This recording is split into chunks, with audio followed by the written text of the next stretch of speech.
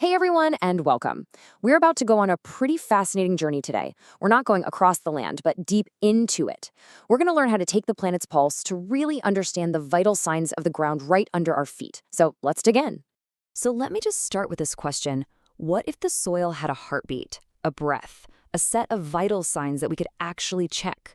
Well, in a very real way, it does. Today, we're going to treat soil health like a medical checkup for the entire Earth, and you're about to learn how to read the chart. So why does all this matter so much? Well, because soil isn't just dirt. It's this incredibly complex, living, breathing ecosystem.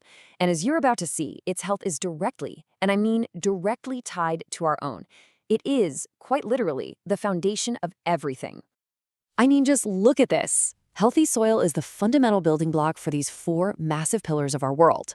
We're talking about food security, the health of our livestock, our own public health, and the stability of entire ecosystems. It all starts right here, in the ground. And this really shows you that direct line, doesn't it? From the ground straight to us. People call it the soil, plant, animal, human chain.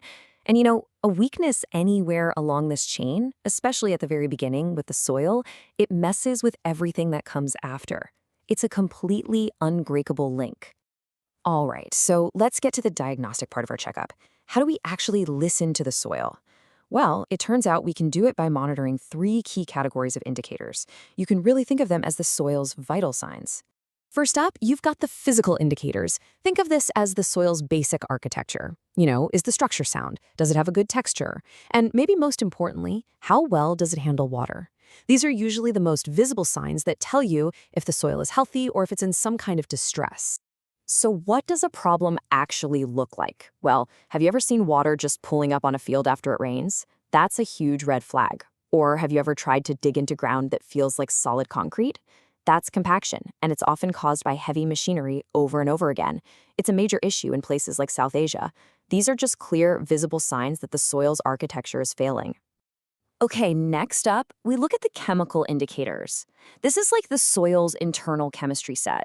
And if we're going to talk chemistry, we have to talk about soil pH. It is the master regulator. It's like the one big dial that controls which nutrients are locked away and which ones are actually available for plants to use.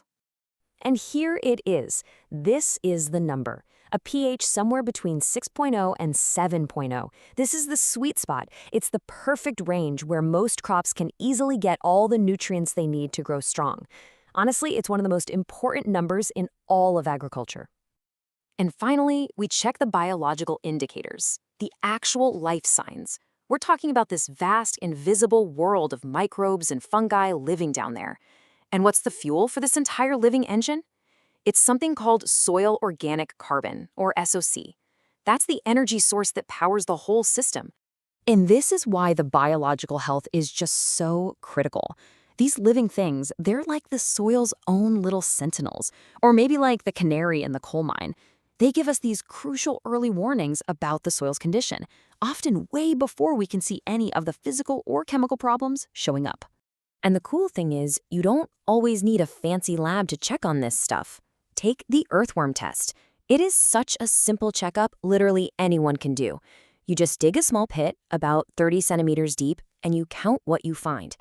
Earthworms are known as the engineers of the soil, and if you find 8, 10, or more, that is a fantastic sign that you have a healthy, thriving ecosystem right there. Now, from that simple, brilliant earthworm test, we're going to make a giant leap.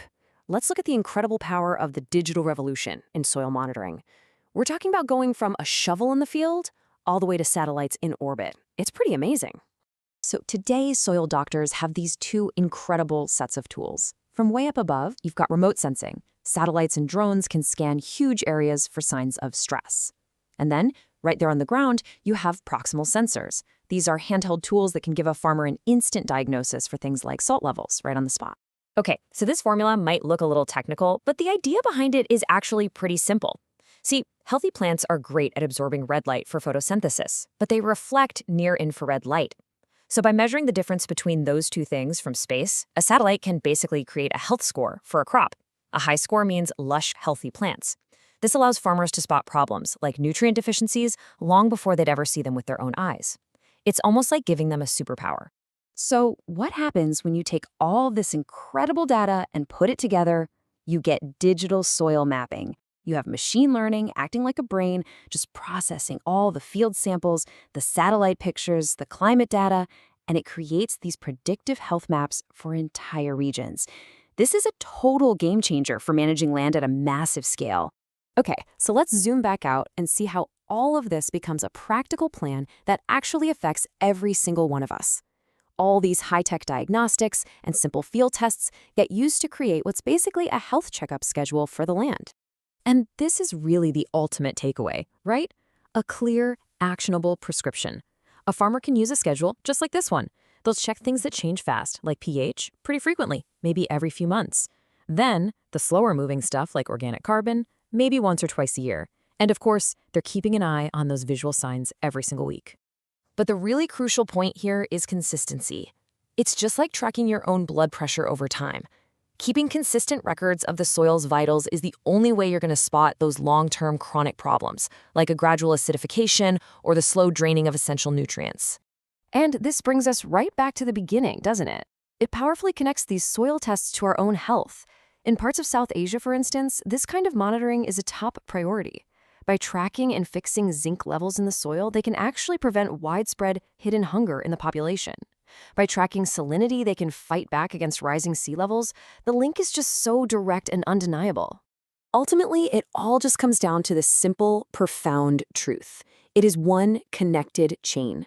Healthy soil produces healthy plants, which leads to healthy livestock, and that leads to healthy humans. It's as simple as that. So I'll just leave you with this one last thought. We're so meticulous about scheduling checkups for our cars, for our own bodies.